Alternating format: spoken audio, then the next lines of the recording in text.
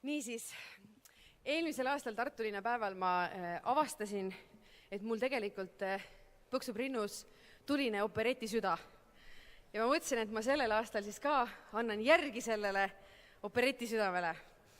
Järgmine lugu Heia in den Bergen on siis operetist Silva ja tõlkes räägib sellest, et kaugel on minu kodumaa, kus on lumi ja jää, aga sealt lumiselt ja jäiselt maalt tulevad kuumad südamed. Ja et meie kõigiga on niimoodi, et kui armastada, siis juba armastada kogu täiega. Niimoodi, et ma olen su maa ja su taevas ja kõik muu kokku ka.